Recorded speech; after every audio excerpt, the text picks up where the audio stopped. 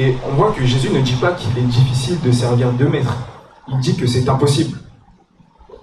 On sait que mammon, premièrement, c'est l'esprit qui nous pousse à aimer l'argent, l'esprit qui nous pousse à placer l'argent au-dessus de Dieu. Et aussi, même dernièrement, je me suis souvenu d'une prédication où Jean-Marc Potenti, qui est le président du réseau de l'Église, qui nous expliquait que mammon, ce n'est pas seulement cet esprit qui vient nous pousser à positionner l'argent au-dessus de Dieu, mais c'est aussi n'importe quelle chose que nous allons, n'importe quel désir que nous allons positionner au-dessus de Dieu en réalité. Peut-être, maman, en fait, ça peut même être, par exemple, en ce moment, tu vises un job et peut-être tu penses uniquement à ce job et finalement, en réalité, maman représente également ce job auquel tu aspires et qui occupe tes pensées plus que Dieu.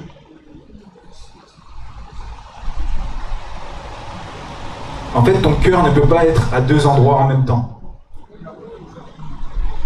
Ton cœur est soit avec maman, soit avec Dieu.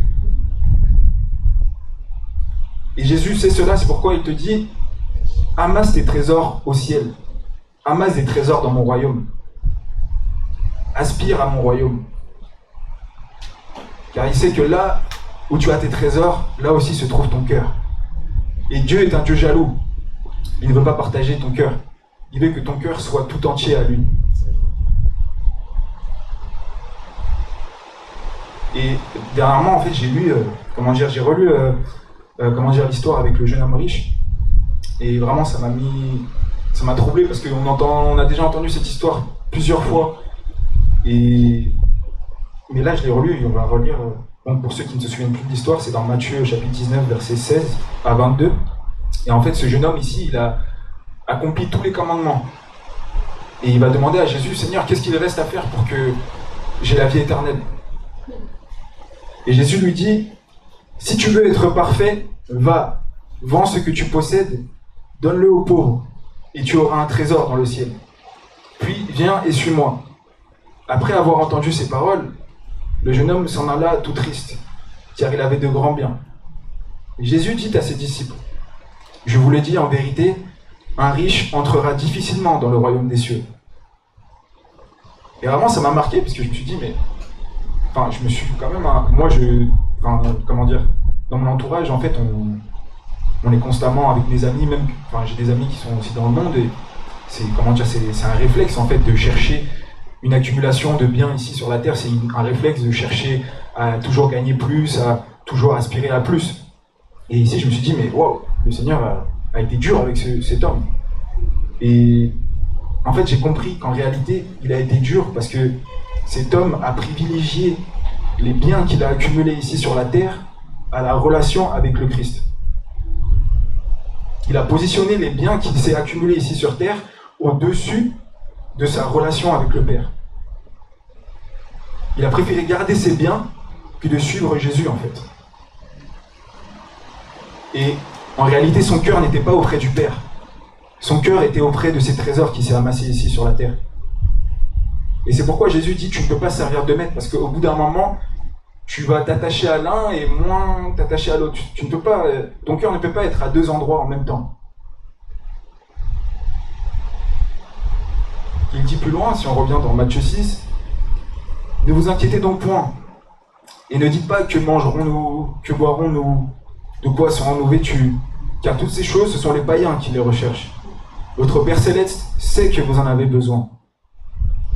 Et quand on se met quand même dans le contexte du texte, c'est un verset qu'on a tous déjà lu, mais je me suis dit quand même, en réalité, c'est quand même, pour l'appliquer, c'est quand même dur, quoi. Et on voit que non seulement il nous pousse à ne pas nous attacher aux choses précieuses de ce monde, mais même les choses du quotidien, il veut que nous les laissions entre les mains du Père. Même la nourriture, même ce que tu vas boire, même ta manière de t'habiller, ton style, etc., tout ça, fais passer ça après le Père.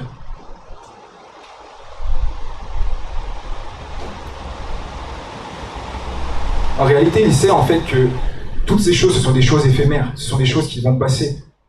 Par exemple, le restaurant que tu dois faire avec tes amis ce week-end, ce sont des choses qui vont passer. Tu vas manger ta bonne côte de bœuf et après, au bout d'un jour, tu auras oublié même que tu as mangé la viande.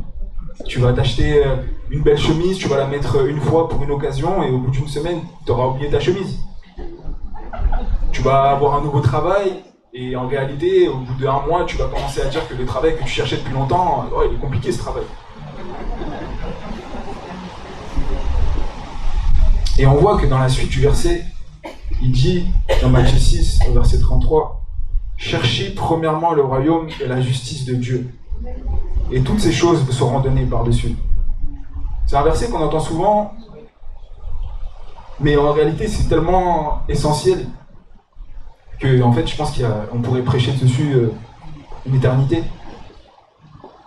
Donc, chercher ici, c'est zétéo en grec, qui signifie rechercher avec effort, avec persévérance, s'efforcer d'obtenir, poursuivre une chose précieuse, désirer profondément, aspirer à. Et quand il dit chercher premièrement, c'est en fait le rang le plus important. C'est-à-dire qu'il te dit que ta recherche du royaume, c'est ce qui doit être le plus important pour toi. C'est ce qui doit passer en premier, même au quotidien. Lorsque tu te lèves le matin, ces derniers temps, quand j'étais en train de préparer le message, je me disais, ça m'arrivait à certains moments d'avoir le réflexe d'aller prendre mon téléphone, et je me faisais violence. Je me suis dit, non, il faut d'abord que je cherche le royaume. Il faut d'abord, même le matin en fait, c'est important, hein, parce que en réalité, le matin, quand on se réveille, je me rends compte que c'est un nouveau départ. À chaque nouvelle journée, c'est un nouveau départ. Et directement, le matin, on est attaqué par des pensées négatives, par un stress. Et vraiment, nous sommes invités, frères et sœurs, à chaque matin aller chercher le royaume. Lorsque nous nous levons. Mais certains peuvent se dire, qu'est-ce que le royaume? Moi, j'avais noté avec les différents intervenants, les différentes, les différents cours qu'on a fait avec le pasteur, etc., que le royaume, c'est en réalité c'est pas un lieu géographique, c'est pas un lieu abstrait. J'avais gardé comme définition que le royaume, c'est un système de gouvernance où Christ est à la tête.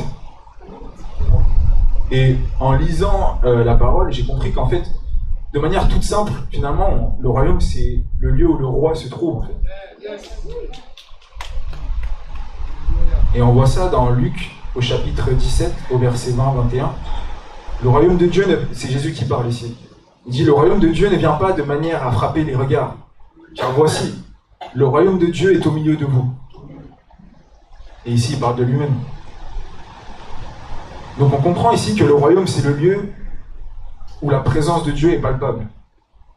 C'est le lieu où sa volonté est souveraine. C'est le lieu où son règne est palpable. Et donc on comprend que quand il dit chercher d'abord le royaume, en réalité, il veut dire chercher d'abord le roi. Chercher d'abord le lieu où se trouve le roi. Chercher d'abord la présence du roi, en fait.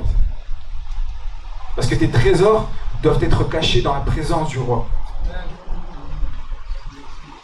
Et même on voit que le roi David, quand on lit les psaumes, il avait déjà compris en fait toutes ces subtilités. Il dit dans Psaume chapitre 16, verset 11, « Tu me feras connaître le sentier de la vie, il y a d'abondantes joies devant ta face, des délices éternelles à ta droite. » Donc on voit vraiment que le roi David avait déjà compris que la présence du Père était vraiment une source de bénédiction pour notre esprit.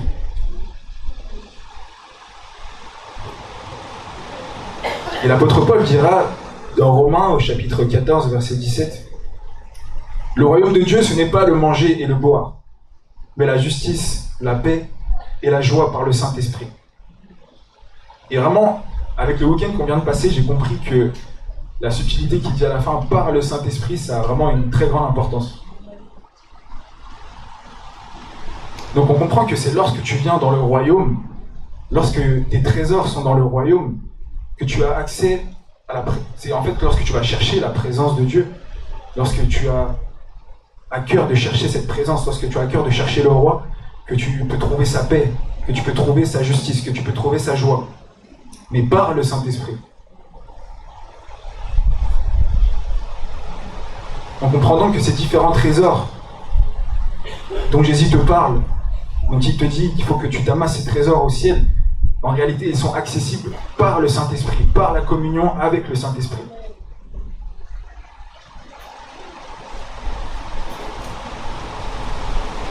Vraiment, frères et sœurs, je vais insister ce matin, ton bonheur ne se trouve pas dans l'exaucement du miracle que tu attends depuis longtemps. Ton bonheur ne se trouve pas dans le mariage peut-être que tu veux organiser. Le mariage ne se trouve pas dans l'achat de ta nouvelle maison, dans l'achat de ta nouvelle voiture, etc. Vraiment, le bonheur se trouve dans la communion avec le Saint-Esprit. Comme je vous disais au début, quand j'étais à la suite du mariage, j'ai commencé à chercher en fait ce qu'il fallait corriger maintenant dans ma nouvelle vie. Donc très vite on se rend compte qu'il y a beaucoup de besoins à remplir, que ce soit le frigo au quotidien, les outils électroménagers, tout ça. Des trucs de base, on pense que c'est des trucs de parents quoi. Enfin, moi de base c'était mes parents qui s'occupaient de ça et du coup là je me retrouve à devoir m'occuper de ça pour moi-même. Et au fur et à mesure que le Seigneur répondait à chaque besoin que j'avais, je me rendais compte que je n'étais pas rempli finalement. Il y avait toujours ce vide en moi. Et là, il m'a parlé, il m'a dit, Ryan, vraiment, mon bonheur se trouve, le bonheur que tu cherches se trouve en moi. Et donc, petit à petit, j'ai commencé à chercher sa présence. Avec Nouné, on a commencé à s'imposer des temps, à chercher sa présence. Et vraiment, le summum que j'ai pu vivre là, c'était le week-end dernier, le lundi, quand on était ici pendant le temps de Pentecôte. Vraiment, frères et sœurs, je vous invite pour les prochaines fois à venir vraiment pour des temps comme ceci parce que c'était vraiment puissant. Et vraiment, il m'a fait vivre ce qu'il m'avait révélé en fait. C'est-à-dire que ces derniers temps, j'avais quelques tribulations avec le travail, etc. Et je suis arrivé ici avec vraiment des fardeaux sur le cœur. J'étais pas bien. Au début, quand Jocelyne me parlait, je n'écoutais même pas trop ce qu'elle disait. J'étais vraiment dans mes pensées en fait. Et quand je suis reparti le lundi d'ici, je me sentais léger. Je me suis dit, mais il n'y a que Dieu qui peut faire ça. Parce que si j'étais pas venu ici, concrètement, j'allais passer peut-être encore 10 jours, 2 semaines avec des lourdeurs comme ça sur mes épaules.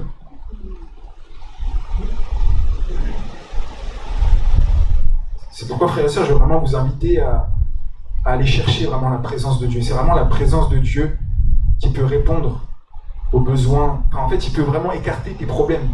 Il peut écarter tes problèmes, il peut écarter les soucis, les tracas du quotidien, et il peut te ramener vraiment là où il y a sa paix, là où il y a sa joie, là où il y a sa justice.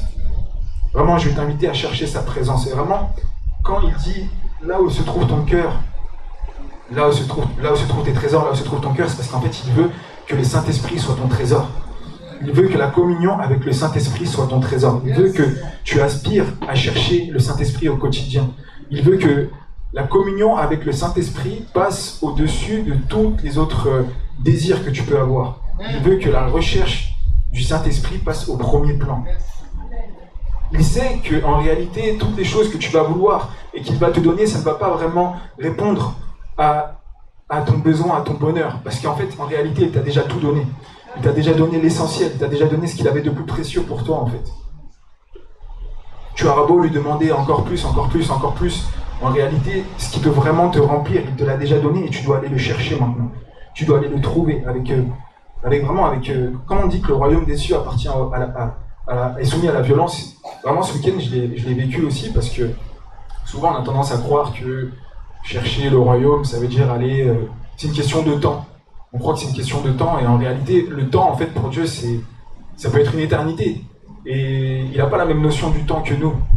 Et en fait, quand il te dit d'aller chercher le royaume, c'est pas une question de temps, c'est une question que tu dois le chercher jusqu'à ce que tu le trouves, en fait. Moi, là, en fait, pour vous témoigner concrètement, à partir du moment où j'ai eu la révélation de ce qu'il m'a dit que mon bonheur se trouvait dans sa présence, et le moment où je l'ai réellement pleinement vécu, c'est-à-dire pendant ce week-end de Pentecôte, il y a peut-être une dizaine de jours qui se sont écoulés. Et en fait, c'est vraiment quelque chose dont tu es appelé à vivre au quotidien. Tu dois chercher quotidiennement sa présence. Et il n'y a que ça en réalité qui va te permettre de rester inébranlable. Et je vais même vous emmener encore plus loin, c'est-à-dire qu'une fois que tu te rends compte que le Seigneur t'a déjà donné, ce qu'il avait de plus précieux pour toi, tu ne vis plus dans la peur en fait. Parce qu'en fait, personne ne peut t'enlever le Saint-Esprit une fois que tu l'as acquis. Personne ne peut, à part toi-même en fait finalement, c'est toi qui as les clés en fait. C'est pour ça récemment j'entendais souvent le pasteur dire tu as les clés de ton bonheur entre les mains. je me disais, mais de quoi il parle en fait? Parce que je ne comprenais pas exactement de quoi il parlait, mais moi je me disais, peut-être je comprendrai plus tard. Et vraiment, en fait, j'ai compris que la clé de ton bonheur dont il parle, c'est la communion avec le Saint-Esprit. Pour vous témoigner un petit peu, récemment, j'avais un peu, comment dire, en fait, je pense que quand on est dans l'entrepreneuriat, forcément, on vit sans cesse des tribulations. Et récemment, j'avais, pour ceux qui ne savent pas, j'ai des clients en fait qui sont des sportifs professionnels et du coup, ils ont des demandes parfois qui sont très exigeantes, etc. Et récemment, j'ai eu un client qui s'est mis à me faire un peu des histoires parce qu'il voulait, bref, il faisait un peu des chichis quoi. Et sur le moment, j'ai senti directement une sorte de frayeur. Parce que en fait, notre réflexe humain, c'est de s'inquiéter en fait quand on est dans ce genre de situation. Et vraiment, le Seigneur venait de m'enseigner ça là. Et je me suis dit, mais finalement, comment je peux me laisser intimider par une situation comme celle-là? En réalité, qu'est-ce que cette situation... En fait, j'ai déjà le Saint-Esprit. Cette situation, même si finalement il se passe, même si finalement j'arrive à résoudre cette situation ou que le client part ou quoi que ce soit, il ne peut pas m'enlever le Saint-Esprit. Il ne peut pas m'enlever le Saint-Esprit. Donc en fait, je me suis dit, dans ma tête, je me suis dit, mais dégage avec ton problème, quoi. Franchement, tu crois que tu peux m'intimider maintenant? Maintenant que j'ai eu la révélation que mon bonheur se situe dans le Saint-Esprit. J'ai pris autorité et je lui ai répondu, je lui ai dit, écoute, si t'es pas content, je te rembourse, y a pas de problème, mais en gros, il vient pas me prendre la tête, quoi. Et finalement, il a tellement eu honte parce que c'est quelqu'un qui gagne énormément d'argent et quand je lui ai dit que j'allais le rembourser, il commençait à vouloir parler, bref.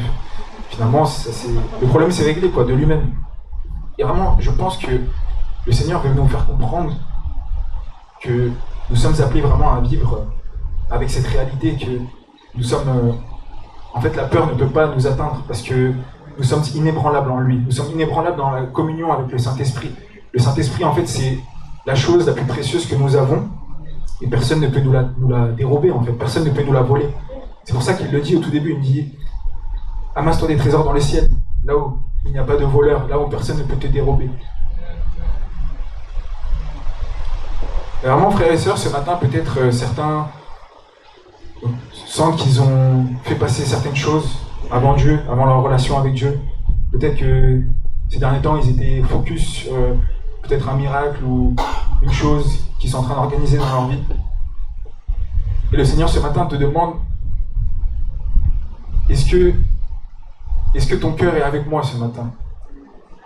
Parce que ce n'est pas trop tard, je veux ton cœur. Il te dit je veux ton cœur ce matin. Et je veux ton cœur tout entier. Parce que le Seigneur ne partage pas ton cœur. Il veut ton cœur tout entier. C'est pourquoi il t'invite à t'amasser des trésors dans le ciel. Il t'invite à t'amasser des trésors dans la communion avec le Saint-Esprit. Il veut que tu fasses passer la communion avec le Saint-Esprit au premier plan dans ta vie. Il veut que tu réalises, il veut que vraiment tu considères le Saint-Esprit comme ton trésor numéro 1. Le trésor que tu fais passer au-dessus de tout.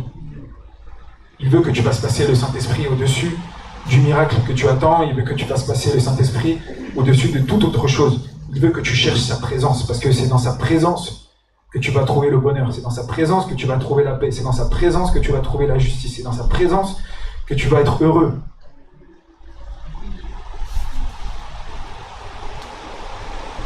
Et récemment, je sais qu'il ne faut pas, abuser, mais je me disais, mais avec Louné, en fait, une fois que tu as compris ça, même aller regarder des films, parfois, tu te dis, mais en fait, aller regarder un film, finalement, est-ce que ça va vraiment me rendre heureux, quoi? Est-ce que ça va vraiment me remplir? Est-ce que ça va vraiment m'apaiser? Je me suis dit, je préfère aller finalement écouter une louange ou aller adorer le Seigneur, en fait, parce que finalement, c'est pas ça qui va me faire vraiment me détendre. Le Seigneur veut vraiment que tu comprennes ce matin que tout se trouve en lui, en fait. Ton bonheur se trouve en lui. Ta paix se trouve en lui. Ton apaisement se trouve en lui. La réponse, à tes prières se trouve dans sa présence. On voit même dans certains passages dans l'Ancien Testament que même lorsque le Seigneur était présent, par exemple, je me souviens du passage où l'arche de l'Alliance se trouve dans la maison de, je crois, Obed-Édom. Et finalement, même dans En fait, même ce monsieur-là, juste parce qu'il a l'arche de l'Alliance chez lui, et ben sa maison, on dit que sa maison a prospéré, je crois. Et en fait, lorsque tu cherches la présence de Dieu, lorsque tu es dans la présence de Dieu, lorsque sa gloire est là, en fait, ta vie, malgré toi, ta vie s'améliore, en fait. Il s'occupe de tes problèmes. Et c'est pour ça qu'il dit, cherchez d'abord le royaume des cieux, et toutes ces choses vous seront données par-dessus. Parce que la présence de Dieu amène la prospérité, la présence de Dieu amène la justice, la présence de Dieu amène tout un tas de bénédictions, en fait. Il veut que tu cherches sa présence. Il veut que tu cherches la communion avec Saint-Esprit. Il veut que tu aies une relation de cœur à cœur avec lui. Il veut que tu fasses passer la relation d'intimité avec lui au premier plan dans ta vie.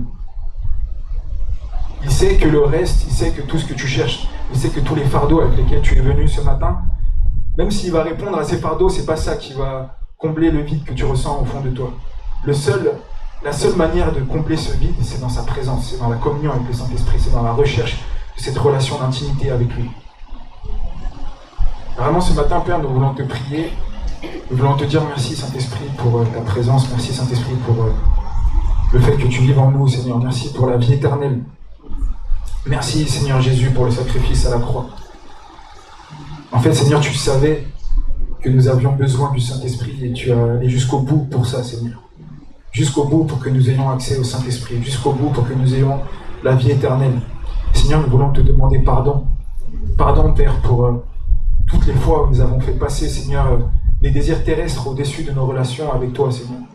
Au-dessus, Seigneur, de cette recherche de ta présence. Au-dessus, Seigneur, de cette recherche de la communion avec toi, Saint-Esprit.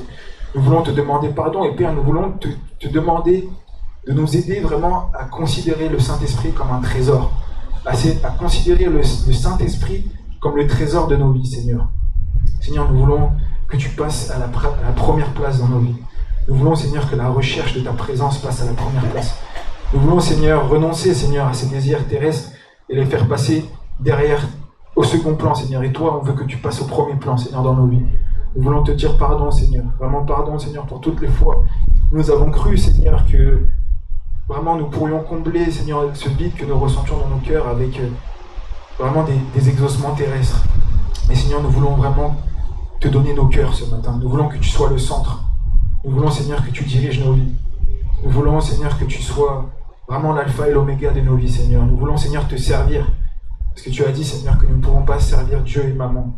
Et Seigneur, nous voulons te servir. Nous voulons vraiment te donner nos cœurs ce matin. Nous voulons te dire que vraiment nos cœurs sont disposés. Nous voulons t'ouvrir nos cœurs ce matin, Père éternel. Viens, Père.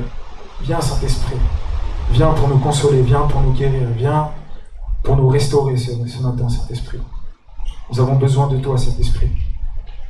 Merci, Seigneur, pour ce temps. Amen.